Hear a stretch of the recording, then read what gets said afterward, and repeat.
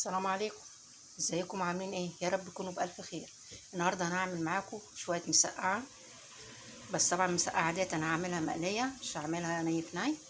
انا عندي هنا طماطم وحط عليها شويه فلفل اسود وملح وشويه شطه عشان احنا بنحب الحاجه حاميه، ومعايا بتنجان انا حطيت عليه شويه ملح وسبته لما دبل شويه نزل ميته وشطفته وصفيته خالص عشان القليه. وعندي هنا بطاطس هحمرها برضو، وحاطه بطاطس كمان على النار، ومعايا كمان فلفل حامي ومفتحه الفلفل من جوه، ومعايا زيت، ومعايا شويه خل. اللي عايز خل يا جماعه يحط عليه خل يحط، مش عايز براحته. انا بحب الخل عليه بصراحه، بيديله طعم حلو. يلا نشوف هنعمل ايه. انا هنا حطيت شويه زيت صغيرين، وحطيت معلقه توم كبيره، هديهم تشويحه كده لغايه ما يصفروا، محمرهمش قوي، وهحط عليهم شويه خل. بصوا هنا انا حاطه بطاطسيه على النار، سيبها لما تتحمر، باخد منها شويه وبركن شويه للي عايزها محمره.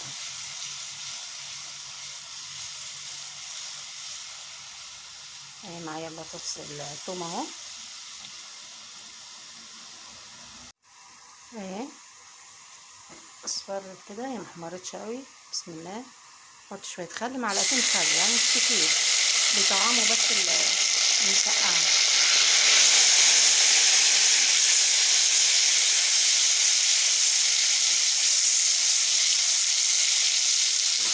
احط بقى على الصلصه. بسم الله. انا ببقى مصفياها، بحطها بقشرها وهسيبها لغايه ما تتسبك مع نفسها. البطاطسية تتحمر، لما تحمر اقلي وراها البتنجان وبعدين وراهم الفلفل. انا حمرت البطاطس خلصتها اهو، وحطيت البتنجان في الزيت يتقلي واطلعه في المصفى عشان يصفي الزيت اللي فيه، والصلصه اهي على النار. دي اخر طاسه بتنجان، خلاص هطلعها. هنا الصلصه اهي تقلت، هزودها شويه ميه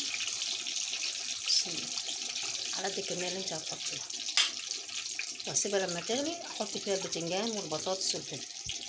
وادي الطبق دوت اللي هو عايز ياكل مقلي، وبالهنا والشفا. الصلصه اهي غليت، هبتدي احط بقى البتنجان والفلفل والبطاطس، واخدوا غلوتين مع بعض وبعدين اقطع عليهم النار.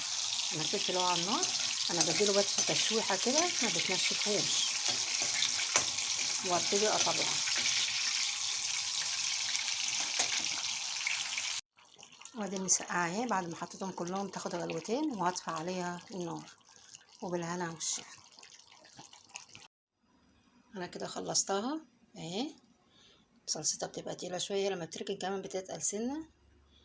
وادي الطبق بتاع المسقعه، وبالهنا والشفا.